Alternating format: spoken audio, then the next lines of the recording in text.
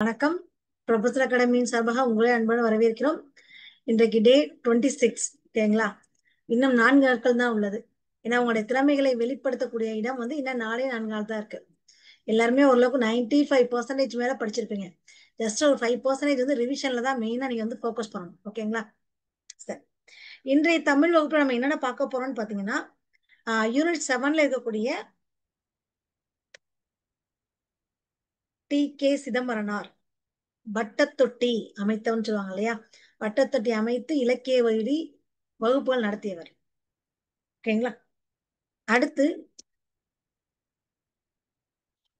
கடியலூர் உருத்திரங்கண்ணனார். கடியலூர் உருத்திரங்கண்ணனார். அடுத்து கீவா ஜெகநாதன். இவங்களை பத்தி இன்றைய வகுப்புல பார்க்க போறோம். இவங்களை பத்தி இன்றைய வகுப்புல நம்ம பார்க்க போறோம். இதுல ஃபர்ஸ்ட் நம்ம பார்க்க போறது யாருன்னா டி.கே. சிதம்பரனார். சரிங்களா? இவரை ஷார்ட்டா என்ன சொல்லுவாங்க, டி.கே.சி அப்படின்னு சொல்லுவாங்க. ஷார்ட்டா இவரை டி.கே.சின்னு சொல்லுவாங்க. இவர் என்னென்ன சொல்றாரு தெரியுமா? தமிழ்ல எல்லாமே இருக்கு. தமிழோட கவிச்சுவைக்கு ஈடும் இல்ல, இணையும் இல்ல. தமிழால அறிவியல் மட்டுமல்ல, எல்லா இயல்களையுமே நம்மளால கற்க முடியும் அப்படின்னு ஒரு ப்ரூஃப் எடுத்து சொன்ன ஒரு பெருந்தகை என்று சொல்லக்கூடியவர் தான் இந்த டி.கே. சிதம்பரனார். இவருக்கு புனைப்பெயர் இருக்க, ரசிகமணி என்று சொல்லக்கூடிய புனைப்பெயர் இருக்கு. ஓகேங்களா? ரசிகமணி என்று சொல்லக்கூடிய புனைப்பெயர் இருக்கு. அதான் டி.கே.சின்னு சொல்லுவாங்க. நம்ம அதாவது டி ராஜேந்திரன் சொல்ற மாதிரி டி.கே.சி வரும். தமிழ்ல எல்லாமே இருக்கு. தமிழோட கவிச்சுவைக்கு ஈடுமில்லை, இணையும் இல்லை அப்பா. தமிழ்ல அறிவியல் மட்டுமல்ல, எல்லா இயல்களையுமே கற்க முடியும்னு சொன்னவர் தான் இந்த டி.கே. சிதம்பரனார். இவருக்கு சுருக்கமா என்ன பேர் சொல்றாங்க, ரசிகமணி என்று சொல்றாங்க. சரிங்களா? புனைப்பெயர் ரசிகமணி டி.கே.சின்னு சொல்லுவாங்க. இவரு தன்னுடைய இலக்கிய ரசிக தன்மையால தமிழுக்கும் சரி, தமிழருக்கும் சரி புத்துணர்வை ஊட்டியவர். தம்முடைய இலக்கியத்தை ரொம்ப அழகா ரசிக்கிறாரு. அதனால இவர் என்ன பண்றாரு, தமிழுக்கும் தமிழருக்கும் புத்துணர்வை ஊட்டியவர். இவர் எப்பவுமே தன்னோட வீட்டுல ஒரு வட்ட வடிவான தொட்டுக்கட்டில் இருக்குமா. அதை என்ன பண்ணுவாரு, ஞாயிற்றுக்கிழமை சாயங்காலம் 5 மணிக்கு ஒரு வட்டம் ரவுண்டா உட்கார வச்சு இலக்கியத்தை பத்தியே பேசுவாராம். அப்படி இலக்கியத்தை பத்தி பேசினதான் என்ன ஆயிடுச்சு, வட்டத்தொட்டி என்று பெயர் பெற்றுச்சு. இவரு என்னைக்கு பேசுறான்னு பாத்தீங்கன்னா ஞாயிற்றுக்கிழமை பேசுவார். சரிங்களா? ஞாயிற்றுக்கிழமை சாயங்காலம் 5 மணிக்கு. டி.கே.சி என்ன பண்ணுவார்னா, அந்த இலக்கியங்களோட தன்மையை சொல்ல சொல்ல கொடுத்துருக்க எல்லாருமே தங்களுடைய கவலைகள்லாம் மறந்து இலக்கியத்துல போய் ரொம்ப லயித்து போயிடுவாங்களாம். ஏன்னா தமிழோட இனிமை என்பது என்ன சொல்றது, அவங்களோட உள்ளத்துல எழுந்திருக்கக்கூடிய ஒரு விஷயம், ஒவ்வொருட உள்ளத்திலையும் நிகழ்ந்திருக்கக்கூடிய ஒரு விஷயம். அப்ப அந்த தமிழோட பெருமையை இந்த டி.கே.சி எந்த அளவுக்கு அழகா அற்புதமா தெளிவா சொல்லியிருக்காருன்றத பாருங்க. சரிங்களா? அழகா அற்புதமா தெளிவா சொல்லியிருக்கிறாரு. அந்த அளவுக்கு தமிழ் மீது பற்று கொண்டவர், தமிழ் மீது ஆர்வம் வைத்தவர். ஓகேங்களா? தமிழ் மீது பற்று கொண்டவர், தமிழ் மீது ஆர்வம் வைத்தவர். சரிங்களா? இப்படி இருக்கும்போது இவர் ஒரு அட்வொகேட் பா. இவருடைய வழக்கறிஞர் தொழில் செய்யறதை விட்டுட்டுமே தமிழ் இன்பத்துல ரொம்ப அதிகமா லயித்து போயிட்டார். ஏன்னா தமிழ் இசை, தமிழ் இலக்கியம், தமிழ் கலைகள் இதையே மெயினா விரும்பி இருக்கிறாரு. சரிங்களா? இதோட சுவையையும் சரி, தனித்தன்மையும் சரி மக்கள்கிட்ட எடுத்து சொல்லியிருக்கிறாரு. அதிகமா தமிழை பத்தின விஷயங்களை ஃபுல்லா மக்கள் கிட்ட எடுத்து சொல்லியிருக்காரு. அத வியப்பாவும் எழுதுவாரா. அவருடைய கடிதங்கள் எல்லாமே இலக்கிய தரம் கொண்டு அமைந்ததுன்னு சொல்றாங்க. இலக்கிய தரம் கொண்டு இலக்கிய வகையாவே கருதப்பட்டது. இவர் இதய ஒளி, கம்பர் யார் இந்த மாதிரி நூல்களும் சரி, முத்தொள்ளாயிரம், கம்பராமாயணம் இதுக்கு உரையும் எழுதியிருக்கிறாரு. அவருடைய இலக்கிய நுகர்வு எப்படி இருக்குன்னா, ஒரு சில அலைகள்னு சொல்றாங்க. சென்னை மாநில மேலவையில இவர் ஒரு உறுப்பினராகவும் இருந்திருக்கிறாரு. அது மட்டுமல்ல, இந்த அறநிலையத்துறையில ஆணையராகவும் திகழ்ந்திருக்கிறாரு. சரிங்களா? இன்ன வரைக்கும் இவர் ஏற்றிய இலக்கிய ஒளி தமிழ் அழகியலை வெளிச்சப்படுத்தி இருக்கு. இவர் எதெல்லாம் இருந்தாருன்னா, இதய ஒளி கம்பர் யார் என்ற இதெல்லாம் எழுதியிருக்கிறார். இதய ஒளி கம்பர் யார் அப்படின்னு சொல்லக்கூடிய நூல்கள் எழுதியிருக்கிறாரு. அது மட்டுமல்ல, முத்தொள்ளாயிரம், கம்பராமாயணம், ஓகேங்களா, முத்தொள்ளாயிரம், கம்பராமாயணம் இதுவும் எழுதியிருக்கிறார். ஓகேங்களா? இது ஃபுல்லாவே டி.கே.சி எழுதியதுதான். இது ஃபுல்லாவே டி.கே.சி எழுதுதான். உங்களுக்கு பாத்தீங்கன்னா, அதாவது டிஎன்பிஎஸ்சிக்கு எப்படி கொடுத்துருக்காங்கன்னா, இதய ஒளி, சரிங்களா, அப்படின்ற ஒரு நூல்ல இருந்து ஒரு கட்டுரையே கொடுத்திருக்காரு.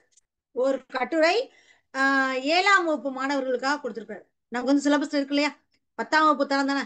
இதுல என்னன்னா திருநெல்வேலி சீமையை பத்தியும் அதுல இருக்கக்கூடிய கவிகள் திருநெல்வேலியில யார் யாரெல்லாம் இருந்தாங்கறத பத்தியும் இந்த இதய ஒளி அப்படின்ற நூல்ல அழகா எழுதியிருக்கிறாரு. அழகா எழுதியிருக்கிறாரு. அதுல முதல்ல என்ன சொன்னா பாரதியாரை பத்தி சொல்றாரு. முதல்ல என்ன சொன்னாரு, பாரதியாரை பத்தி சொல்றாரு. பாரதியார் பிறந்து வாழ்ந்த இடம் எட்டயபுரம். எட்டயபுரம் சமஸ்தானம் ஃபுல்லா பார்த்தீங்கன்னா ஊர் ஊரா புலவர்களும் இருக்காங்களா, கவிராயர்களும் வாழ்ந்திருக்காங்க. அதிலேயே தேசிய விநாயகர் கன்னியாகுமரி பக்கம். கன்னியாகுமரி பக்கம். அதுவும் என்ன சொல்றாரு, நாஞ்சில் நாட்டு பிறந்து வளர்ந்தவர் அப்படின்னு சொல்றாங்க. யார? கவிமணி தேசிய விநாயகரை. கவிமணி தேசிய விநாயகரை இதே ஒளி என்ற கட்டுரை தொகுப்புல திருநெல்வேலி சீமையை பத்தி ரொம்ப அழகா டிகேசி எழுதியிருக்கிறாரு. ஃபர்ஸ்ட் அந்த திருநெல்வேலி சீமையை பத்தியும் அதுல பிறந்த கவிஞர்களை பத்தியும் சொல்றாரு. முதல்ல இவர் பாரதியாரை பத்தி சொல்றாரு. பாரதியார் வந்து எட்டயபுரத்துல பிறந்தவர்னு சொல்றாரு. சரிங்களா? அதே மாதிரி தேசிய விநாயகனார் கன்னியாகுமரிக்கு பக்கத்துல நாஞ்சி நாட்டுல பிறந்து வாழ்ந்தவர்னு சொல்றாரு. ஓகேங்களா? பாரதியாரும் கவிமணி தேசியரும் நம்மோட ஒன்றோடு ஒன்று ஒட்டியவர்கள். ஏன்னா கவிப்புலமை மிக்கவர்கள் இல்லையா, அவங்கள விட்டுட்டு அதுக்கு முன்னாடி உள்ள கவிஞர்களை பத்தி பார்க்கலாம்னு சொல்றாரு. அந்த திருநெல்வேலி பக்கத்துல கோவில்பட்டி அப்படின்னு ஒரு ஊர் இருக்கு.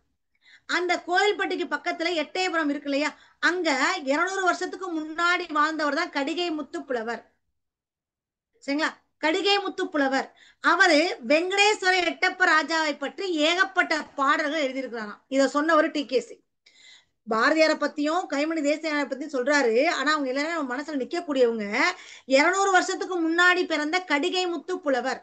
அவரு வெங்கடேஸ்வர எட்டப்ப ராஜாட்ட பத்தி பல பாட்டு எழுதியிருக்கிறாரு அப்படின்னு சொன்னாங்க. அது மட்டுமல்ல, மணியாச்சின்ற ஒரு ஊர் இருக்கு. அதுல இருந்து ஒரு 8 மைல் தூரம் அங்க தாமிரபரணி நதியும் இருக்கா, சிற்றாரும் கலக்கக்கூடிய இடம். தாமிரபரணி நதியும் சிற்றாரும் கலக்கக்கூடிய இடம் தான் சீவலப்பேரி என்ற முக்கூடல். நம்ம எல்லாருக்குமே சீவலப்பேரி பாண்டியன்ற படம் மட்டும் தான் தெரியும். சரிங்களா? மணியாச்சில இருந்து 8 மைல் தூரத்துல தாமிரபரணி நதியும் சிற்றாரும் கலக்கக்கூடிய இடம் தான் சீவலப்பேரி என்று சொல்லக்கூடிய ஒரு முக்கூடல். ஓகேங்களா? ஒரு முக்கூடல். இதுலதான் முக்கூடல் பள்ளி என்று சொல்லக்கூடிய பிரபந்தம் முக்கூடலை பற்றியதுன்னு சொல்றாங்க. என்னடா, சாதாரண மழை பெய்யாத இடத்துல மழை பெய்யுது என்ன, அந்த மக்களுக்கு ஒரே சந்தோஷமா தானே இருக்கும். சந்தோஷமா தானே இருக்கும். அதான் சொல்றாங்க ஒரு பாடல் மூலமா இவர் சொல்லியிருக்கிறார். யாரு? கடிகை முத்து புலவர். ஆற்று வெள்ளம் நாளை வர தேற்றுதே குறி, மலையாள மின்னல் ஈழ மின்னல் சூழ மின்னுதே. அப்ப இந்த இடிமுழக்கத்தை வந்து மக்களுக்கு ரொம்ப சந்தோஷம். சரிங்களா? இடிமுழக்கத்தை பார்த்தோன்னா ரொம்ப சந்தோஷம். யார் யாரை பத்தி சொல்லியிருக்காருன்னு பாருங்க. நான் எழுதி கூட காமிச்சிறேன். ஃபர்ஸ்ட் இவர் வந்து கவிமணியை பத்தி பாரதியாரை பத்தி சொன்னாரு. அடுத்து கவிமணி தேசிய விநாயகரை பத்தி சொன்னாரு. அதுக்கப்புறம் பாத்தீங்கன்னா கடிகை முத்து புலவரை பத்தி சொல்றாரு. சரிங்களா? கடிகை முத்து புலவரை பத்தி சொல்றாரு. கடிகை முத்து புலவர் வந்து 200 வருஷங்களுக்கு முன்னாடி வாழ்ந்தவர். கடிகை முத்து புலவர் 200 வருஷங்களுக்கு முன்னாடி வாழ்ந்தாரு. அவரை பத்தியும் சொல்றாரு. அவரை பற்றியும் சொல்றாரு. இப்ப நம்ம யார் யாரெல்லாம் பார்த்தோம், இவருடைய இதய ஒளி அப்படின்ற கட்டுரை தொகுப்புல யாரை பத்தியெல்லாம் சொல்றாருன்றத பாருங்க. பாரதியார். ஓகேங்களா? இவருக்கு பேரு ரசிகமணி. ரசிகமணி டி.கே. சிதம்பரனார். ஓகேங்களா? இவர் அந்த திருநெல்வேலி சீமையில பாரதியாரை பத்தி சொல்றாரு. கவிமணியை பத்தி சொல்றாரு. 200 வருஷத்துக்கு முன்னாடி வாழ்ந்த கடிகை முத்து புலவரை பத்தி சொல்றாரு. கடிகை முத்து புலவரை பத்தி சொல்றாரு. முக்கூடல் என்று சொல்லக்கூடியது எதை பத்தினா, அதாவது தாமிரபரணியும், சரிங்களா, தாமிரபரணி நதியும் சிற்றாரும் கலக்குது. இதுதான் தாமிரபரணி, இதுதான் சிற்றாறு, ரெண்டும் அப்படி கலக்குது. ஓகேங்களா? ரெண்டும் கலக்கிற முக்கூடலை பற்றி தான் என்ன சொல்றாங்க, சீவலப்பேரி என்ற முக்கூடல். இதுல முக்கூடல் பள்ளி என்று சொல்லக்கூடிய பிரபந்தம் வந்து முக்கூடலை பற்றியதுன்னு சொல்றாங்க. ஏன்னா சாதாரணமா மழை பெய்யாத இடத்துல மழை பெய்யுது அப்படின்னா மக்களுக்கு ரொம்ப சந்தோஷமா இருக்கும். சரிங்களா? மக்களுக்கு ரொம்ப சந்தோஷமா இருக்கும் அப்படின்னு சொன்னாங்க. மணியாச்சில இருந்து 7-8 மைல் தூரத்துல அவரை பார்த்தாச்சு. தாமிரபரணி நதி கலக்கிறதையும் பார்த்தாச்சு. அடுத்து 300 வருஷத்துக்கு முன்னாடி மதுரை பக்கத்துல இருந்து பல பட்டடை சொக்கநாத புலவர். இவரு 200 வருடங்களுக்கு முன்னாடி வந்தவர். 200 வருடங்கள் முன்னாடி வந்தவர். சரிங்களா? அடுத்து பாத்தீங்கன்னா பல பட்டடை சொக்கநாத புலவர். பலப்பட்டடை சொக்கநாத புலவர் வந்து 300 வருஷத்துக்கு முன்னாடி வந்தவர். இவரு 300 வருஷத்துக்கு முன்னாடி மதுரையிலிருந்து வந்தவர் எங்க திருநெல்வேலிக்கு வந்திருக்கிறாரு. அங்க இருக்கக்கூடிய நெல்லையப்பர் கோவில் இருக்கக்கூடிய காந்திமதி தாயை இவர் தரிசித்திருக்கிறாரு. காந்திமதி தாய இவர் தரிசித்திருக்காரு. அது மட்டுமல்ல, ரொம்ப உரிமை பாராட்டி சாமிகிட்ட பரிசு செய்யணும்னு சொல்லி முரண்படுவாராம், சண்டை போடுற மாதிரி பேசுவாராம். யாரு? பலப்பட்டடை சொக்கநாத புலவர். சரிங்களா? இதுக்கிடையில திருநெல்வேலிக்கும் திருச்செந்தூருக்கும் போயிற மார்க்கத்துல 18வது மைல்ல மணியாச்சிலிருந்து 8 மைல் தூரத்துல தாமிரபரணி நதியும் சிற்றாரும் கலக்கக்கூடிய இடம் தான் சீவலப்பேரி என்று சொல்லக்கூடிய முக்குடல் இருக்குன்னு சொன்னாங்க. உண்மையில கண்டிப்பா கேட்பாங்க. அடுத்து திருநெல்வேலியில இருந்து திருச்செந்தூருக்கு போற இடத்துல 18 மைல்ல அந்த ஆத்துல வடக்கு பக்கம் சீவைகுண்டம் இருக்குன்னு சொல்றாங்க. சரிங்களா? சீவைகுண்டம் இருக்குன்னு சொல்றாங்க. அந்த பிள்ளை பெருமாள் வந்து சீவைகுண்டத்து பெருமாளை பற்றி அதிகமா பாடியிருக்கிறாரு. அந்த ஆத்துக்கு தெற்கு பக்கம் நம்மாழ்வார் இருக்கக்கூடிய அவதார ஸ்தலம் என்று சொல்லக்கூடிய ஆழ்வார் திருநகரி இருக்குது. 12 ஆழ்வார்கள்ல நம்மாழ்வாருடைய அவதார திருத்தலமாக இருக்கக்கூடிய ஆழ்வார் திருநகரி இருக்குது. சரிங்களா? அந்த ஆழ்வார் திருநகரிக்கு என்ன சொல்றாங்க? திருக்குறுக்கூர் என்று சொல்றாங்க. திருக்குறுக்கூர் என்று சொல்றாங்க. சரிங்களா? இதுல ஏகப்பட்ட விஷயங்களை இவர் சொல்லியிருப்பார். ஏகப்பட்ட விஷயங்களை அந்த இதய ஒளி என்ற கட்டுரை தொகுப்புல சொல்லிப்பாரு. அது மட்டுமல்ல, காயல்பட்டினத்துல பாத்தீங்கன்னா சீதக்காதே அப்படின்னு ஒரு வணிகர் இருப்பாரா. அவர் வந்து எல்லா தேசங்களுக்கும் போய் வணிகம் பண்ணிட்டு வரவரு. அவர் பாத்தீங்கன்னா எல்லாத்துக்கும் இறக்கப்படுவாராம். இறக்கப்பட்டு நல்ல உபதேசங்கள் கொடைவள்ளலா இருந்திருக்கிறாரு. அப்ப இருக்கும்போது அவர் இறந்துட்டார். அவரு இறந்துட்டாரு. இத பார்த்துட்டு நமச்சிவாய புலவர் ரொம்ப கவலைப்பட்டு அழுகிறார். சரிங்களா? நமச்சிவாய புலவர் ரொம்ப கவலைப்பட்டு அழுகிறார். என்னன்னா, பூமாது இருந்தன் புவிமாது இருந்தன் இந்த பூத உலகத்துல நாமாது இருந்தன்ன நாமும் இருந்தன்ன நாவலருக்கு கோமான் அழகமர் மால் சீதக்காதி கொடைக்கருத்து சீமான் இறந்துட்டாரே. அவர் இறந்து போனத ரொம்ப கவலையா சொல்றாரு அந்த நமச்சிவாய புலவர். ஏன்னா கொடைவல் இல்லையா, அதிகமான கொடைவல். அவர் இறந்துட்டாரு, இனிமே நமக்கு யார் தரப்போறா அப்படின்னு சொல்லுவாங்க. சரிங்களா? திருப்புகழ் பாடியவரை பத்தி சொல்லுவாங்க. அவர் தான் அருணகிரிநாதர். திருப்புகழ் பாடியவர் யாருன்னா அருணகிரிநாதர். கொஞ்சம் அந்த இது மட்டும் முக்கியம், பாடினவங்க யார் யாருன்றது ரொம்ப ரொம்ப முக்கியம். சரிங்களா? அடுத்து பாத்தீங்கன்னா, ஆமா, அடுத்து பாத்தீங்கன்னா சங்கரன் கோவில்ல இருந்து அந்த மயில்கள்லாம் தேவையில்லை. சரிங்களா? உண்மையான பக்தியும் தமிழ் பண்பும் வாய்ந்த ஒரு பாடல். அத பாடினவர் யாருன்னா அழகிய சொக்கநாதர் பாடியிருக்காரு. பாடா என அழைத்து வாழ்வித்தால் அம்மா உனை கூடாதென்றார் தடுப்பார் கோமதி தாய் ஈஸ்வரியே. தமிழுக்குள்ளேயே வளைஞ்சு வளைஞ்சு ரொம்ப அழகா பாடியிருக்காரு. அதாவது நல்லா ஞாபகம் வச்சுக்கோங்க, மதுரையிலிருந்து வந்த பலப்பட்டடை சொக்கநாத புலவர் என்ன பண்ணிருக்காரு, இது வந்து டிகேசியோட இதயமொழி என்ற கட்டுரை தொகுப்புல இருக்குது. யார் யாரை பத்தி எல்லாம் சொல்றாங்கன்றத பாத்துக்கோங்க. பாரதியாரை பத்தி சொல்லியிருக்காங்க, கவிமணியை பத்தி சொல்லியிருக்காங்க. அது மட்டுமல்ல, அவர் யாரு, கடிகை முத்து புலவர். அடுத்து பாத்தீங்கன்னா பலப்பட்டடை சொக்கநாத புலவர். இவங்க எல்லாத்தையும் பத்தி அந்த இதயமொழி என்ற கட்டுரையில சொல்லியிருக்கிறார். இதே ஒரு கட்டுரையில சொல்லியிருக்கிறாரு. அடுத்து வள்ளல் சீதக்காதி அவரை பத்தியும் சொல்லியிருக்காரு. அவர் வந்து பெரிய கொடைவள்ளல். அவர் இறந்த உடனே நமச்சிவாய புலவர் வந்து அவர் இறங்க நினைச்சு ரொம்ப கவலைப்படுறாரு. அதுக்கப்புறம் திருப்புகழை பாடியவர் யாரு? அருணகிரிநாதர். திருப்புகழ் ஆசிரியர் அருணகிரிநாதர். அடுத்து அழகிய சொக்கநாத புலவர் சங்கரன் கோவில்ல ஒரு பாட்டு பாடியிருக்காரு. அவர் வந்து கோமதி தாயை வந்து ரொம்ப தரிசித்திருக்காரு. சரிங்களா? ரொம்ப தரிசித்திருக்காரு. என்ன பண்ணா, வாடா என அழைத்து வாழ்வித்தால் அம்மா உனை கூடாது என்றார் தடுப்பார் கோமதி தாய் ஈஸ்வரியே. இத பாடியவர் யாருன்னா அழகிய சொக்கநாதர். அழகிய சொக்கநாதர். சரிங்களா? அடுத்து சங்கரன் கோவில் வந்து ஒரு ஒரு முக்கியமான ஸ்தலம் இருக்கு, திருத்தலம். அங்கதான் கருவை நல்லூர். அந்த ஊருக்கு பேரு கரிவளம் வந்த நல்லூர் என்று சொல்லுவாங்க. கரிவளம் வந்த நல்லூர்னு சொல்றாங்க. அதுல பாத்தீங்கன்னா அந்த வீதி எல்லாமே அழகழகா இருக்குதான். அந்த திருத்தலத்துல ஒரு புலவர் ஒருவரு திருக்கருவை வெண்பா அந்தாதி, பதிற்றுப்பத்து அந்தாதி, கலித்துறை அந்தாதி என்று சொல்லக்கூடிய 3-4 நூல்களையும் பாடியிருக்கிறாரு. அதுல ஏகப்பட்ட பாடல்கள் பக்தி நயம் மிகுந்ததா இருந்தது. பக்தி நயம் மிகுந்ததா இருந்தது. சரிங்களா?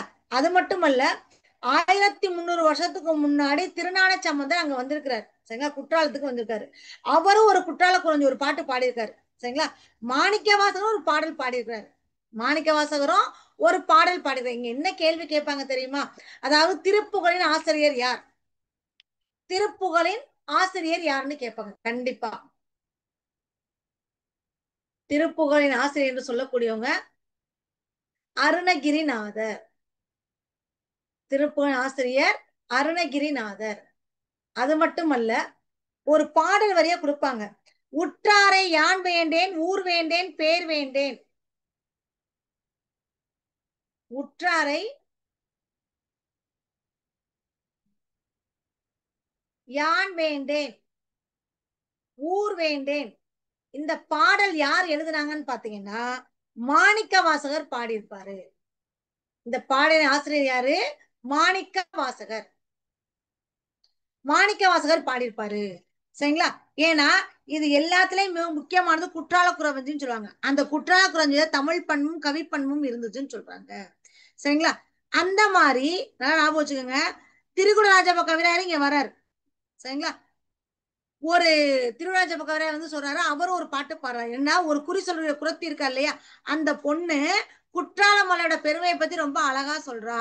கையில என்னும் வடமலைக்கு தெற்கு மலை அம்மே, கனகமாமலை மேருவன நிற்குமலை அம்மே, துயிலும் அவர் விழிப்பாகி அகிலம் எங்கும் தேடுமே. சரிங்களா? அழகா திருநெல்வேலி பாட்டு திருக்குறளாஜப கவிராயர் குற்றால குறவஞ்சில இருக்கக்கூடிய ஒரு பாடல். அதை பத்தி சொல்லிருக்காரு. சரிங்களா?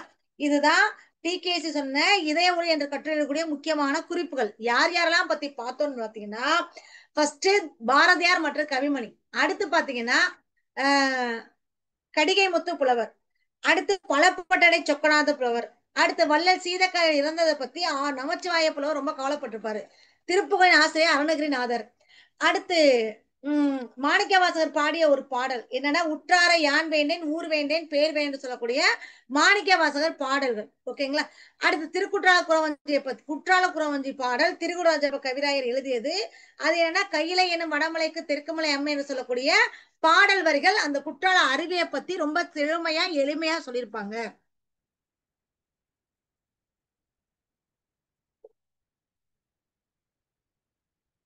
இந்த இதய ஒளியில யார் யாரை பத்தி எந்தெந்த ஊரை பத்தி அதிகமா சொன்னாருங்களா, ரசிகமணி திருநெல்வேலியை பத்தியும் தூத்துக்குடியை பத்தியும் அதிகமா சொல்லியிருக்காரு.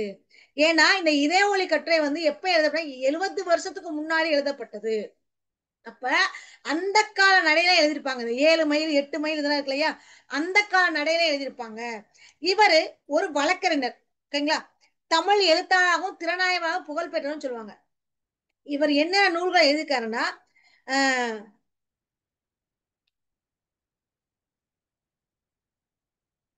இவர் என்ன நூல்கள் எழுதியிருக்காருன்னு பாத்தீங்கன்னா, அதாவது இதய ஒளி கம்பர் யார், இதய ஒளின்றத பத்தி திருநெல்வேலியை பத்தியும் தூத்துக்குடியை பத்தியும் ஒரு கட்டுரை எழுதினார். ஓகேங்களா?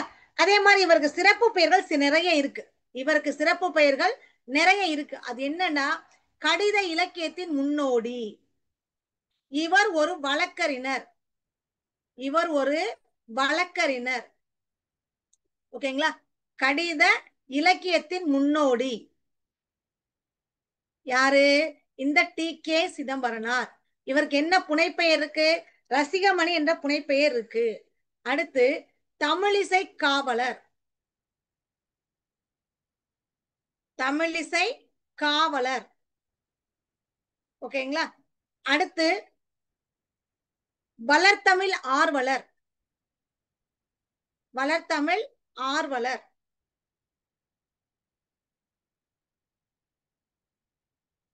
அடுத்து குற்றால முனிவர். குற்றால முனிவர். இது எல்லாமே இவருக்கு உண்டான சிறப்பு பெயர்கள். இது எல்லாமே இவருக்கு உண்டான சிறப்பு பெயர்கள். ஓகேங்களா? இவர் 1882 பிறந்தார். 11/9/1882. இதே 1880 பாரதியாரும் பிறந்தார். சரிங்களா? ஓகேங்களா? சரி, இப்ப ஒன் பை ஒன்னா பார்ப்போம். ஒன் பை ஒன்னா பார்க்கலாம். பாருங்க. தமிழ்ல எல்லாமே இருக்கு. தமிழ்ல கவிச்சுவைக்கு ஈடும் இல்லை, இணையும் இல்லை. தமிழால அறிவியல் மட்டுமல்ல, எல்லா இயல்களையும் கற்க முடியும் என்று சொன்னவர் தான் இந்த ரசிகமணி டி.கே. சிதம்பரனார். இவரு அவருடைய வீட்டுல வட்ட வடிவான தொட்டில் கட்டி ஞாயிற்றுக்கிழமை சாயங்காலம் 5 மணிக்கு ஒரு கூடிய கூட்டம் நிறைவேற்றுவார். அந்த கூட்டம் எதை பத்தினா அதிகமா இலக்கியத்தை பத்தி பேசினதுதான். அதிகமா இலக்கியத்தை பத்தி பேசுனது. அந்த அமைப்புக்கு வட்டத்தொட்டி என்றே பெயர் வச்சாரு. இவரு இலக்கிய நயங்களை சொல்லி சொல்லி கூடுதலுக்கு எல்லாரும் தங்களை மறந்து இலக்கியத்தில் திளைப்பவராக திகழ்ந்தார்.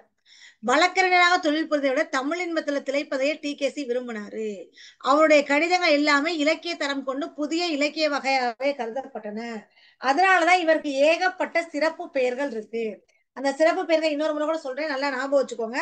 அதாவது தமிழிசை காவலர், கடித இலக்கியத்தின் முன்னோடி, வளர்தமிழ் ஆர்வலர், குற்றால முனிவர் என்று சொல்லக்கூடிய ஏகப்பட்ட சிறப்பு பெயர்கள் இவருக்கு இருக்கு. ஓகேங்களா? ஏகப்பட்ட சிறப்பு பெயர்கள் இவருக்கு இருக்கு. இதய ஒளி, கம்பர்யார் என்று சொல்லக்கூடிய நூல்களும், முத்தொள்ளாயிரம், கம்பராமாயணம் என்று ஆகியவற்றுக்கு உரையும் அவர்தம் இலக்கிய நுகர்வுக்குள்ள சில அலைகள் அப்படின்னு சொல்றாங்க. சில அலைகள் என்று சொல்றாங்க. இப்ப அடுத்து நம்ம பார்க்க போறது கடியலூர் உருத்திரங்கண்ணனார். சரிங்களா? கடியலூர் உருத்திரங்கண்ணனார் இவரை பொறுத்த வரைக்கும் பாத்தீங்கன்னா ஒரு சங்ககால புலவர்.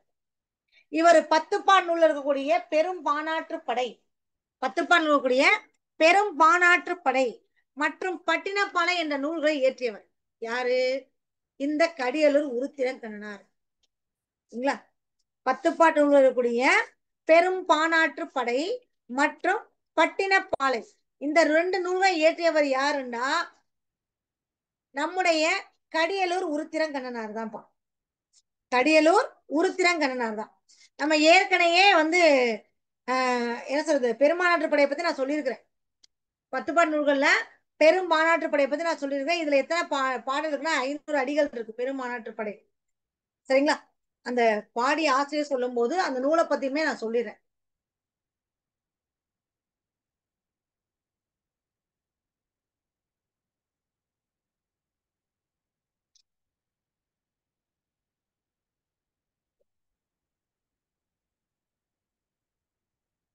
நூலை பத்தியும் சொல்லிடுறேன். இவர் பத்துப்பாட்டு நூல்களை என்ன நூல் எழுதியிருக்காருன்றதை நல்லா ஞாபகம் வச்சுக்கோங்க.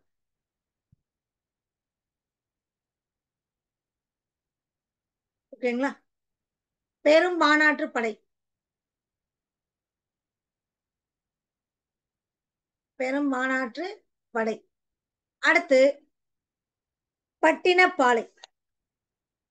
ஓகேங்களா? பட்டினப்பாலை இது ரெண்டையும் எழுதினவர் யாருன்னா நம்மளுடைய கடியலூர் உருத்திரங்கண்ணனார் தான். இதுல எத்தனை பாட்டு இருக்கு? பெருமாட்டு படை எத்தனை பாட்டுனா 500 அடிகள் இருக்கு. சரிங்களா? 500 அடிகள் இருக்கு. இது எந்த மன்னனை பாட்டுடை தலைவனா வச்சு பாடியிருக்காரு? தொண்டைமான் இளந்திரனை வச்சு பாடியிருக்கிறார். தொண்டைமான் இளந்திரனை பாட்டுடை தலைவனா வச்சு பாடியிருக்கிறாரு. இவரு பாணர் பெரிய ஆளை வைத்ததுனால இந்த பெயர் வந்துச்சு, பெரும் பானாற்று படைன்னு வந்துச்சு. இந்த பெருமாநாட்டு படையில அந்த பாணன் பெரிய யாழை வைத்திருந்தான், அதனால இது பெருமாநாட்டு படை என்று வந்துச்சு. இந்த தொண்டைமான் இளந்திரனோட தலைநகரம் என்னன்னா திருவெக்கா என்று சொல்லக்கூடிய காஞ்சிபுரம். சரிங்களா? பத்துப்பாடக்கூடிய பெரும் மாநாட்டு படை மற்றும் பட்டியப்பாலை என்ற நூலை ஆசிரியர் யாருன்னா கடியலூர் உருத்திரங்கண்ணனார். இந்த கடியலூர் உருத்திரங்கண்ணனார் பெருமாநாட்டு படையில எந்த மன்னனை பாட்டுத்தனா வச்சு பாடிருக்காருன்னா தொண்டைமான் இளந்திரையன். அந்த தொண்டைமான் இளந்திரையன் எந்த ஊரை சேர்ந்த திருவெக்கா, காஞ்சிபுரம் சொல்லக்கூடிய திருவெக்கா. பாட்டுடை தலைவன், பாட்டுடை தலைவன் யாருன்னா தொண்டைமான் இளந்திரையன். தொண்டைமான் இளந்திரையன் அவனை பத்தி பாடியிருக்காங்க.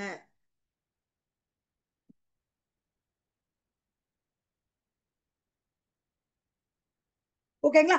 தொண்டைமான் இளந்திரையனை பத்தி பாடியிருக்காங்க. அதுல ஒரு பாடல் கூட நான் உங்களுக்கு கொடுத்துருக்கேன். சரிங்களா? ஒரு பாடல் கூட பெருமாநாட்பாடல் இருக்கக்கூடிய பாடல் கூட நான் உங்களுக்கு கொடுத்துருக்கிறேன். அடுத்து பாத்தீங்கன்னா பட்டினப்பாலை. பட்டினப்பாலையோட ஆசிரியரும் கடியலூர் உருத்திரங்கண்ணனார் தான். இவர் இதுல எத்தனை பாடல் அடிகள் இருக்கு? 301. பட்டினம் போக 300 ரூபா கொடுத்துருக்காங்கன்னு சொல்லுவாங்க. ஷார்ட்கட்காக சொல்றேன்.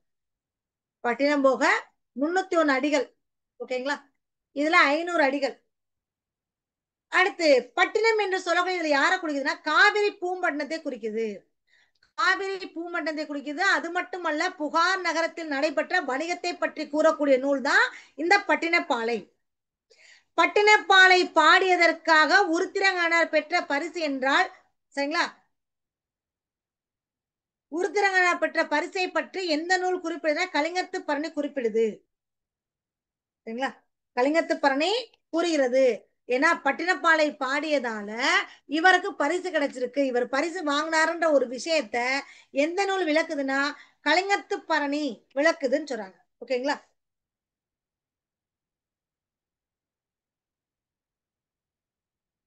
ஓகேங்களா? இதுதான் பட்டினப்பாலை மற்றும் பெருமானாட்டு படையுடைய முக்கியமான குறிப்புகள். பெருமானாட்டு படையில எத்தனை பாடல் அறிஞர்கள்னா 500. பெரிய பாடல 500 மொய் வைக்கிறாங்க. பட்டினம் போறதுக்கு 300 போதும், 301 கொடுக்குறாங்க. சரிங்களா? இவரு பட்டினப்பாளையில இருக்காரு, பெருமாநாட்டு இருக்காரு. அது மட்டும் அல்ல, அகநானூர்லயே ஒரு பாட்டு பாடியிருக்காரு, குறுந்தொகையே ஒரு பாட்டு பாடியிருக்காரு. யார்? அகநானூர்லயும் ஒரு பாடல் இவருடைய படைப்புகள் என்னென்ன? பெருமாநாட்டு படை, தலையை உத்தரனா ஒரு சங்ககால புலவர், 10 பாட்டு தொகுப்பில் உள்ள பெருமாநாட்டு படை மற்றும் பட்டினப்பாலை நூலை இயற்றியவர். அகநானூறு மற்றும் குறுந்தொகையிலும் இவர் பாடல்களை எழுதியிருக்கிறாரு. அகநானூர்ல இருக்காரு, குறுந்தொகையில எழுதியிருக்கிறாரு. இவரு அந்தன மரபை சார்ந்தவர் என்று சொல்றாங்க. சரிங்களா?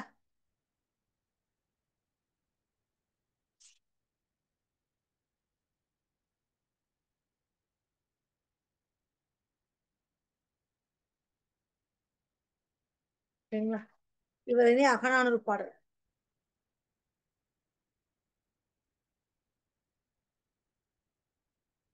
சரிங்களா? குறுந்தொகை எழுதியிருக்காரு. இது அகநானூறு பாடல். வானம் ஊன்றிய மதலை போல ஏணி சாத்திய ஏற்றருஞ்சென்னி விண்புற நிவந்த வேயா மாடத்து இரவில் மாட்டிய இளங்கு சுடர் நெகிழி. நெகிழி என்றால் தீச்சுடர். உறவு நீர் அழுவத்து ஓடுகளம் கரையும் துறை. உறவினர் அழுவத்து ஓடுகளம் கரையும் துறை. வானம் ஊன்றிய மதலை போல. மதலை என்று சொல்லக்கூடியது தூண். மதலை என்று சொல்லக்கூடியது இங்க எதை குறிக்குது? தூணை குறிக்குது. ஏணி சாத்திய ஏற்றன் சென்னி. சென்னி என்று சொல்லக்கூடியது இங்க உச்சியை குறிக்குது. சென்னி என்று சொல்லக்கூடியது எதை குறிக்குதுன்னா உச்சியை குறிக்குது. விண்புற நிவந்த வேயா மாடத்து. விண்புற நிவந்த வேயா மாடத்து இரவில் மாட்டிய இளங்கு சுடர் நெகிழி. ஓகேங்களா? இரவில் மாட்டிய இளங்கு சுடர் நெகிழி.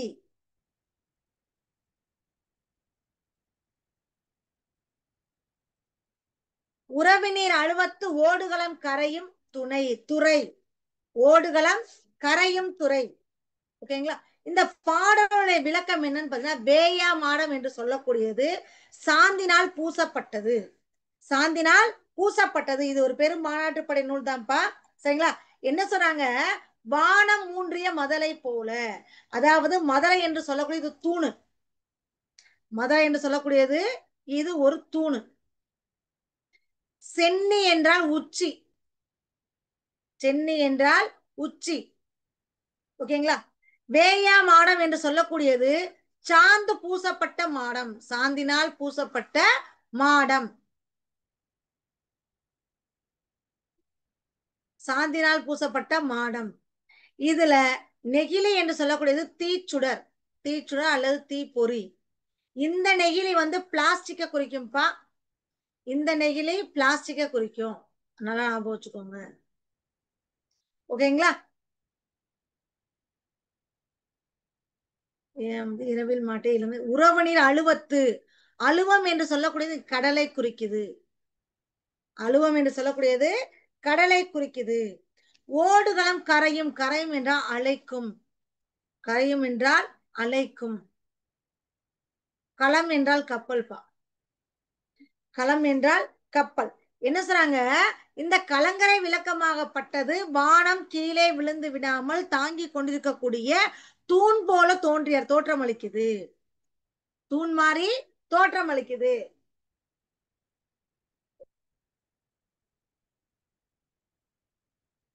ஏணிய வச்சு ஏற முடியாத அளவுக்கு உயரத்தை கொண்டு இருக்கு. சரிங்களா?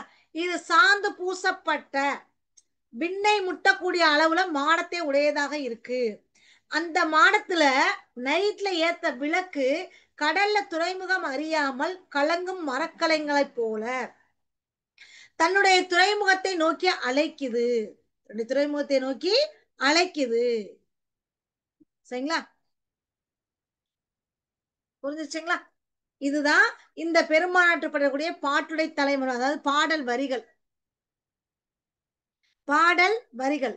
இது யார பத்தி சொன்னா, தொண்டைமா இளந்திரனை, காஞ்சிபுரத்தை சேர்ந்த தொண்டைமா இளந்திரனை பத்தி பாடக்கூடிய பாடல் வரி. இந்த பாடல் வரி வந்து யார பத்தி சொன்னா, தொண்டைமா இளந்திரனை பத்தி புகழ்ந்து சொல்றார். ஏன்னா பானாற்று படை என்ன என்னது, வள்ளல் ஒருத்தட்ட போய் பரிசு பெற்று திரும்பக்கூடிய புலவனாகப்பட்டவன், பாணனாகப்பட்டவன் அந்த வள்ளல்கிட்ட போய் திரும்ப பரிசு பெறுவதற்காக ஒரு வழிகாட்டுவான். அதனாலதான் இதை வந்து ஆற்றுப்படை இலக்கியம் என்று சொல்றாங்க. தொல்காப்பியர் காலகட்டத்துல இந்த கடியலூர் உருத்திரங்கனார அந்தணர் என்று சொல்றாங்க. சரிங்களா? இந்த பெருமாநாட்டு படை எதனுடைய பெருமையை பத்தி சொன்னா, பேரியாளுடைய வர்ணனையை பற்றி கூறுகிறது. பேரியாளுடைய வர்ணனை பற்றி கூறப்படுகிறது. எதுல? இந்த பெருமாநாட்டு படை என்று சொல்லக்கூடிய நூல்ல. ஓகேங்களா? பெருமாநாட்டு படை சொல்லக்கூடிய நூல்ல எதை பேரியாளுடைய பெருமையை பற்றி சொல்லுதுன்னு சொன்னாங்க. அடுத்து பாருங்க, கீவா ஜெகநாதர். இவரை பத்தின விஷயங்கள் ரொம்ப ரொம்ப கம்மி. கீவா ஜெகநாதர் பத்தின விஷயங்கள் வந்து ரொம்ப ரொம்ப கம்மி. ஓகேங்களா? இவரும் அதே மாதிரிதான். கீவா ஜெகநாதர் பத்தின விஷயமும் ரொம்ப கம்மிப்பா. பாருங்க, இவர் ஒரு பாடல் இருக்கும். சரிங்களா? வயலும் வாழ்வும் என்று சொல்லக்கூடிய ஒரு பாடல். ஓடையெல்லாம் தாண்டி போய் ஏழேல் எங்கடி ஏழேலோ, ஒன்னரை குழி நிலமும் பார்த்து ஏழேல் எங்கடி ஏழேலோ, சீலை எல்லாம் வரிஞ்சு கட்டி ஏழேல் எங்க, இதுவும் வந்து பாத்தீங்கன்னா 7ஆம் வகுப்பு தரம் தான் நினைக்கிறேன்ப்பா இந்த பாடல். ஓகேங்களா? சீலையெல்லாம் வரிஞ்சு கட்டி ஏழேல் எங்கடி ஏழு என்று சொல்லக்கூடிய இவரும் இந்த பாடல் தான் பாடியிருக்காரு. ஓகேங்களா? இதுவும் வந்து கீவாவுடைய பாடல் தான். சேத்துக்குள்ளே இறங்குறாங்க, நாத்தெல்லாம் பிடுங்கையில, நாத்தெல்லாம் பிடுங்கையில. ஓகேங்களா? நண்டு சேர்த்து பிடிக்கிறாங்க, ஒரு ஜானுக்கு ஒரு நாத்து தான் வைக்கிறாங்க, ஓடி ஆடி நட்டோம் ஐயா, மடமழண்டு மழை வழியே மண் குளிர தண்ணீர் பாய, சால் சாலா தாளி விட்டு 4 நாளா வளருதம்மா. ஓகேங்களா? மணி போல பால் பிடித்து மனதையெல்லாம் மயக்குதம்மா, அறுப்பறுக்க ஆளுக்கெல்லாம் ஏழேல் எங்கடி ஏழேலோ, சுறுசுறுப்பாய் கொண்டு போனார் கிழக்கத்தி மாடெல்லாம் ஏழேல் எங்கடி ஏழேலோ, கீழே பார்த்து மிதிக்குதையா, கால்படவும் கதிர் பூரா கலருதையா மணிமணியா. அந்த கால் பட்டோடைய அந்த கதிர் ஃபுல்லா என்ன, நெற்கதிர் ஃபுல்லா அடி மணிமணியா கலருதான். சரிங்களா? அதை பார்த்தா இங்க சொல்றாங்க. என்னடா, உழவு செய்யக்கூடிய மக்கள் அந்த ஓடையை கடந்து போறாங்க, 1.5 குழி நிலத்துக்குள்ள தேர்ந்தெடுக்கிறாங்க. பெண்கள் என்ன பண்றாங்க, புடவையை வரைஞ்சு கட்டிக்கிட்டு நடவு செய்ய வயல்ல இறங்குறாங்க. அந்த நாத்துக்குள்ள பறிக்கும் போது ஆண்களும் பெண்களும் வயல் பரப்புல தண்டுகளையும் நண்டுகளையும் பிடிக்கிறாங்க. நண்டுப்பா. இங்க என்ன சொல்றாங்க, அறுவடை செய்த நெற்கதிர்களை களத்தில் அடித்து நெல்லை பிடிப்பாங்க. அந்த நெல் தாள்ல எஞ்சிருக்கக்கூடிய நெல்மணிகளை பிரிக்கிறதுக்காக மாடுகளை வச்சு மிதிக்க செய்வாங்க. இந்த மாதிரி செய்யறதுக்கு பேர் தான் போர் அடித்தல் என்று பெயர். அறுவடை செய்த நெற்கதிர்களை களத்தில் அடித்து நெல்லை பிரிப்பாங்க. நெல்கள்ல வந்து அந்த நெல் தாள்ல வந்து எஞ்சிருக்கக்கூடிய நெல் மணிகளை பிரிக்கிறதுக்காக மாடுகளை வச்சு மிதிப்பாங்க. சரிங்களா? இதுக்கு பேரு தான் என்ன சொல்றாங்க, போர் அடித்தல் அப்படின்னு சொல்றாங்க. ஏன்னா நாட்டுப்புறங்கள்ல உழைக்கும் மக்கள் தங்களுடைய களைப்பு தெரியாமல் இருக்கிறதுக்காக பாடக்கூடிய பாடல் தான் நாட்டு பாடல். அது வாய்மொழி இலக்கியம்னு சொல்லுவாங்க. ஏன்னா ஏகப்பட்ட தொழில்கள் குறித்த நாட்டுப்புற பாடல்களை மலை அருவி என்று சொல்லக்கூடிய நூல்ல கீவா ஜெகநாதர் தொகுத்திருக்கிறாரு. சரிங்களா? கீவா ஜெகநாதர் தொகுத்திருக்கிறாரு. இதுல இன்னொரு குறிப்பு என்னன்னு பாத்தீங்கன்னா, 1967 இவருடைய வீரர் உலகம் என்று சொல்லக்கூடிய இலக்கிய விமர்சன படைப்புக்கு சாகித்ய அகாடமி விருது கிடைச்சிருக்கு. சரிங்களா? இவர் ஊவேசாவின் மாணவர். யாரு? இந்த கீவா ஜெகநாதன் ஊவேசாவின் மாணவர். நாட்டுப்புறங்களில் உழைக்கும் மக்கள் தங்கள் களைப்பு தெரியாமல் இருப்பதற்காக பாடக்கூடிய பாடல் தான் நாட்டுப்புற பாடல். நாட்டுப்புற பாடல். இதனை வாய்மொழி இலக்கியம் என்று வழங்குவர். பல்வேறு தொழில்கள் குறித்த நாட்டுப்புற பாடல்களை மலையருவி என்ற நூல்ல கீவே ஜெகநாதர் தொகுத்திருக்கிறாரு. ஓகேங்களா? அதுல உளவு தொழிலை பத்தா இங்க சொல்லியிருக்காங்க. அதாவது சொல்லிருக்காங்க, உளவு தொழிலை பத்தா இங்க அதிகமா சொல்லியிருக்காங்க. ஓகேங்களா? ஓகே. இந்த கீவா ஜெகநாதன் என்று சொல்லக்கூடியவர் என்னது, கிருஷ்ணராயபுரம் வாசுதேவ ஜெகநாதன். கிருஷ்ணராயபுரம் வாசுதேவ ஜெகநாதன் என்று சொல்றாங்க இவரை. சரிங்களா? இவரு ஏப்ரல் 11 1906 பிறந்திருக்கிறார். ஏப்ரல் 11 1906 இவருடைய பிறப்பு. One second. கீவா. ஓகேங்களா? 11/4/1906. ஓகேங்களா? அடுத்து பாத்தீங்கன்னா இவர் ஒரு நாட்டுப்புறவியலாளர், கவிஞர், எழுத்தாளர். இவரு ஊவேசாவின் மாணவர். ஊவேசாவின் மாணவர். பதிப்புரையின் தலைமை என்று சொல்லக்கூடியவர் தான் இந்த ஊவேசா. இவருடைய மாணவர் தான் இந்த கீவா ஜெகநாதன். இவருடைய மாணவர் தான் யாரு? இந்த கீவா ஜெகநாதன். அது மட்டுமல்ல, இவர் கலைமகள் இதனுடைய ஆசிரியராகவும் இருந்திருக்கிறாரு. கலைமகள் இதழின் ஆசிரியராகவும் இருந்திருக்கிறாரு. சரிங்களா? இவருடைய வீரர் உலகம் என்று சொல்லக்கூடிய இலக்கிய விமர்சன படைப்புக்கு சாகித்ய அகாடமி விருது கிடைச்சிருக்கு.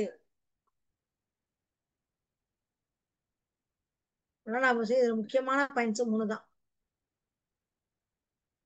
வீரர் உலகம், ஓகேங்களா, என்ற படைப்பிற்கு சாகித்ய அகாடமி விருது கிடைச்சது.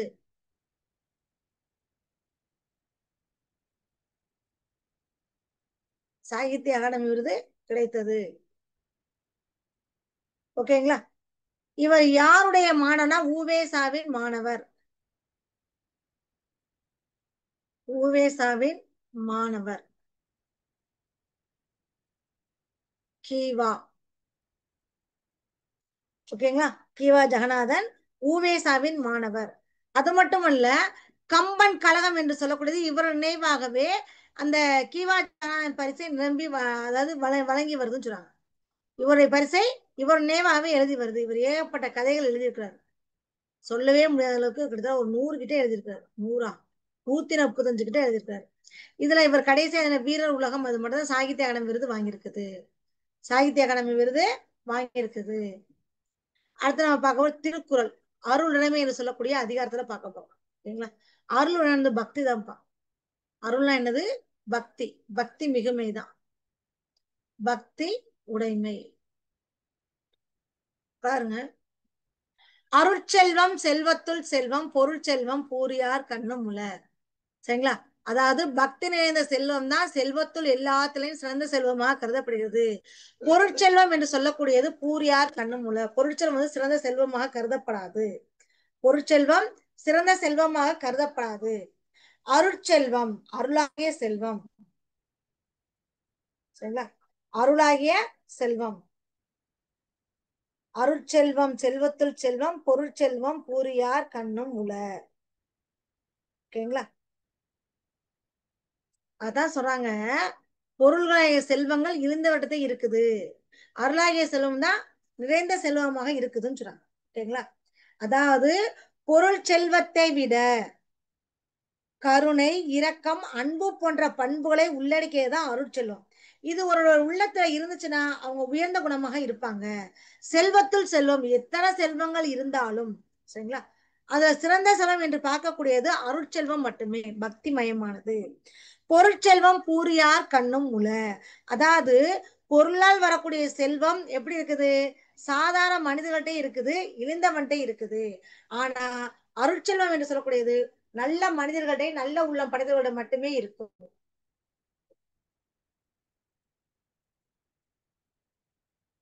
ஓகேங்களா?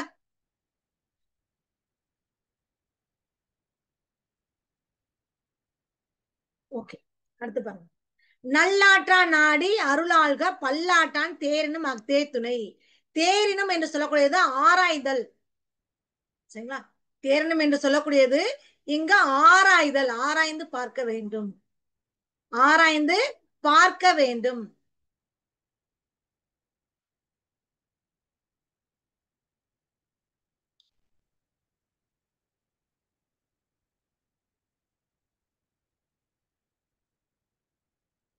ஆராய்ந்து பார்க்க வேண்டும். முக்கியமா இந்த இந்த திருக்குறளை பொறுத்தவரைக்கும், அருளுடைமை அதிகாரத்தை பொறுத்த வரைக்கும் மக்கள் எப்படிலாம் இருந்தாங்க, சரிங்களா, மக்கள்கிட்ட வந்து பயபக்தி எப்படிதான் இருந்துச்சு, அதை பத்தா மெயினா சொல்லுவாங்க. ஓகேங்களா? அதான் என்ன சொல்றாங்க, நல்லாற்றான் நாடி அருளாள்க பல்லாற்றால் தேரினும் அக்தே துணை. நல்ல வழியை நாடி அருள் உடையவராக இருக்க வேண்டும். நல்ல ஆற்றான் நல்ல வழிகளை நாடுபவராக இருக்க வேண்டும். சரிங்களா? அருளை ஆள வேண்டும். பல்லாற்றால், ஓகேங்களா? நல்ல வழிகளை ஆராய்ஞ்சு அதன்படி நல்ல வழில நடக்கணும். அது எப்படிப்பட்ட அருள்? உள்ளத்தோட இருக்கணும். அருள் உள்ளத்தோட இருக்கணும். பல்லாற்றான் பல வழிகளில் ஆராய்ந்து பார்த்தாலும் நமக்கு எப்பவுமே துணையாக இருக்கக்கூடியது என்னன்னு பாத்தீங்கன்னா அருள் மட்டும்தான். நமக்கு எப்பவுமே துணையாக இருக்கக்கூடியது அருள் மட்டும்தான். சொல்லுவாங்களே, அவனுடைய அருள் பார்வை கிடைச்சிருச்சுப்பா, கடவுளுடைய அருள் பார்வை கிடைச்சா அவன் நல்லா வந்துட்டா அப்படின்னு சொல்லுவாங்களே, அந்த மாதிரிதான். நல்ல வழியில் ஆராய்ந்து அருளுடையவர்களாக விளங்க வேண்டும். பல வழிகளால் ஆராய்ந்து கண்டாலும் அருளே வாழ்க்கைக்கு துணையாக இருக்கும். அருளே வாழ்க்கைக்கு துணையாக இருக்கும். புரிஞ்சிருச்சுங்களா? அருள் சேர்ந்த நெஞ்சினார்க்கு இல்லை. அருள் சேர்ந்த நெஞ்சினார்க்கு இல்லை. இருள் சேர்ந்த இன்னா உலகம் புயல். இன்னா உலகம் புகழ்.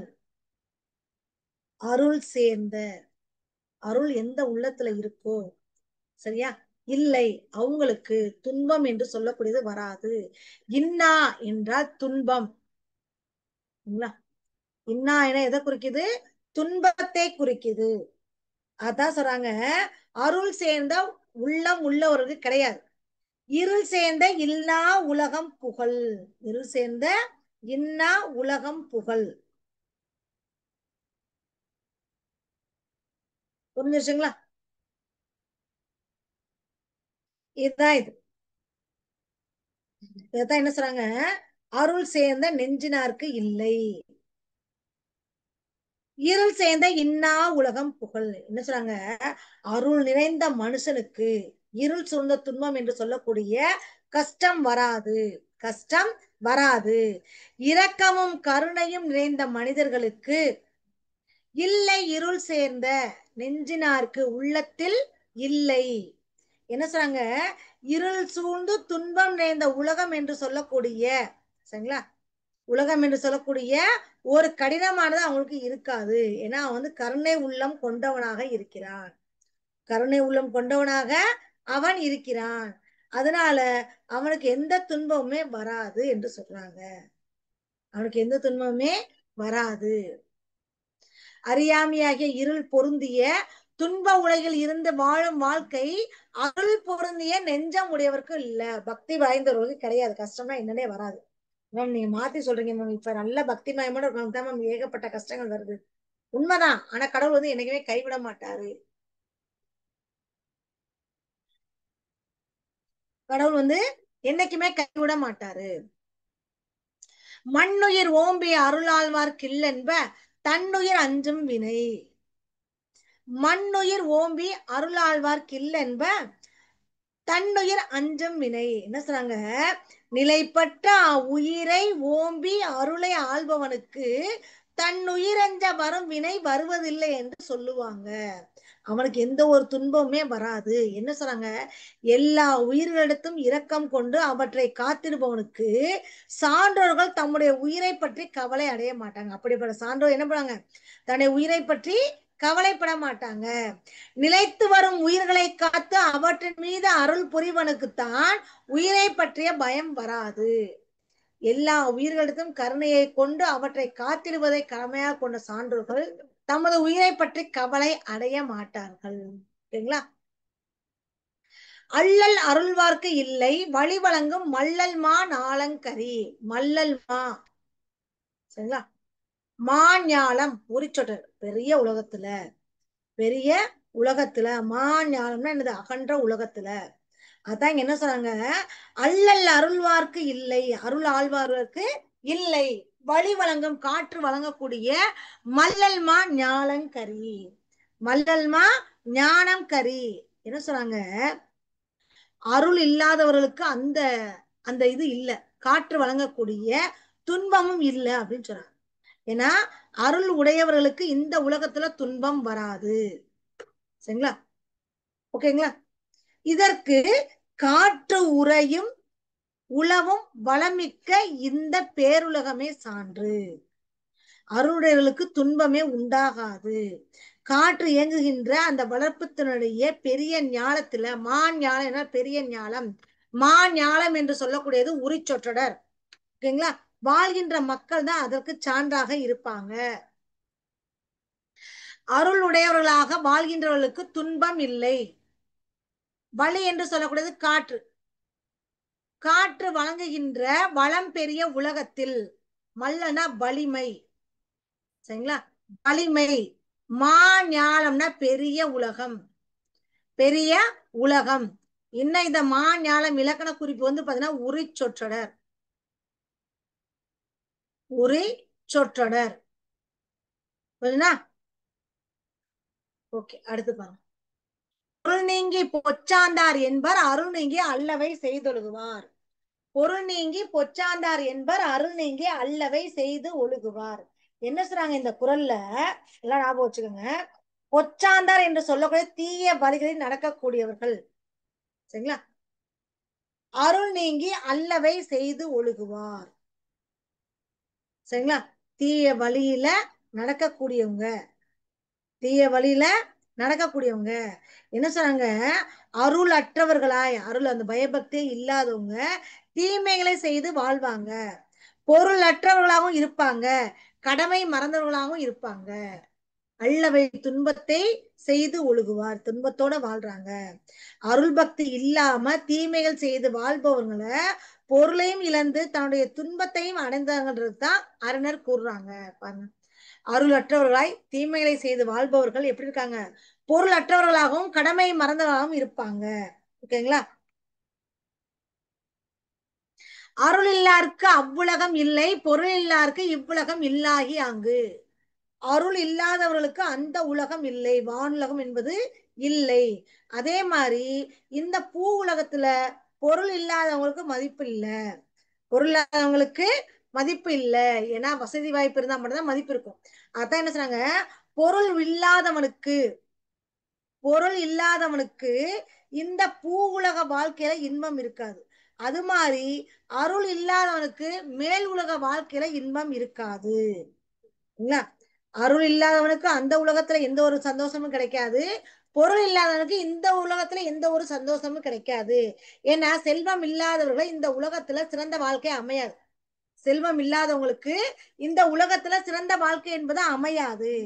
அதே மாதிரி அருள் இல்லாதவங்களுக்கு அந்த மறு உலகத்துல சந்தோஷம் என்பது கிடையாது. ஓகேங்களா?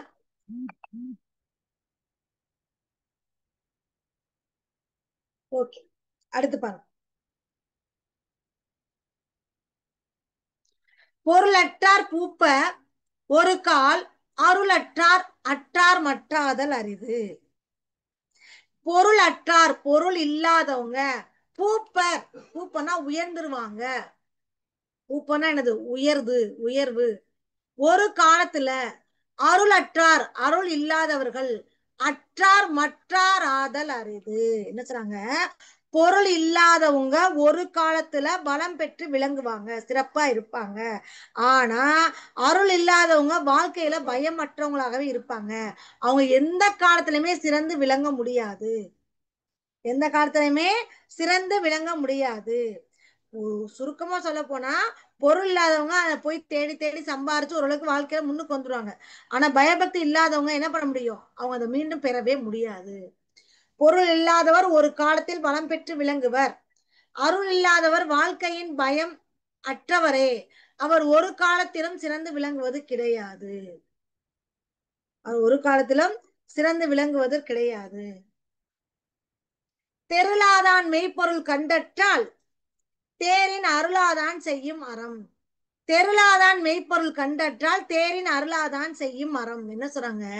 தெருள் ஞானம் இல்லாதவன், அருள் மேற்கொள்ளாதவன் செய்கின்ற அறச்செயலாகப்பட்டது ஆராய்ந்து பார்த்தா எப்படி இருக்குது? அறிவு தெளியாதவன், அறிவே இல்லாதவன் ஒரு நூலின் உண்மை பொருளை கண்டது மாதிரி இருக்குது.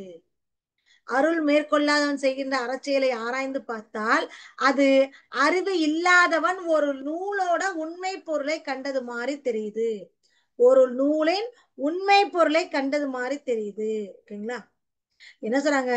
அறிவும் தெளிவும் இல்லாதவன் ஒரு நூல்ல உண்மை பொருளை கண்டறிய முடியுமா? கண்டிப்பா முடியாது.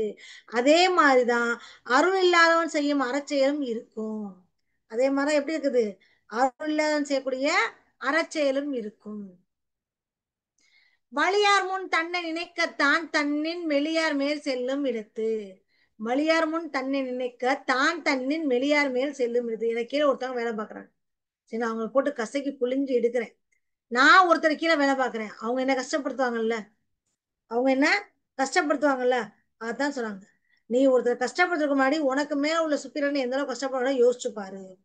எந்த அளவுக்கு யோசிச்சு பாரு. அதான் சொல்றாங்க, வலியார் முன் தன்னை விட மெலிந்தவர்களை துன்புறுத்த நினைக்கக்கூடிய போது தன்னை விட வலியவர் முன்னால் அஞ்சு நிற்கக்கூடிய நிலைமை தனக்கு இருப்பதை மறந்துவிடக் கூடாது. சரிங்களா? இப்ப நான் இருக்கிறேன், நான் ஒரு இடத்துல மேனேஜரா வேலை பார்க்கறேன், எனக்கு கீழே ஒரு 10 பேர் வேலை பார்க்கறேன், அவங்க போட்டு படுத்தி எடுக்கிறேன். ஆனா மேனேஜர் போகும்போது நான் எப்படி இருப்பேன்? பொட்டி பாம்பா தானே இருப்பேன். பொட்டி பாம்பா தானே இருப்பேன். அப்ப தன்னை விட வலியார் முன் எனக்கு முன்னாடி குறைஞ்சவங்க இருந்தாங்கடா, சரிங்களா, எனக்கு அடுத்து இருந்தாங்கடா, அவங்க ரொம்ப கஷ்டப்படுத்தக்கூடாது. ஏன்னா எனக்கு முன்னாடி உள்ள என்னோட சீனியர் என்ன கஷ்டப்படுறதுன்னு தெரியாது இல்லையா? அதை நினைச்சு நம்ம பார்க்கணும்.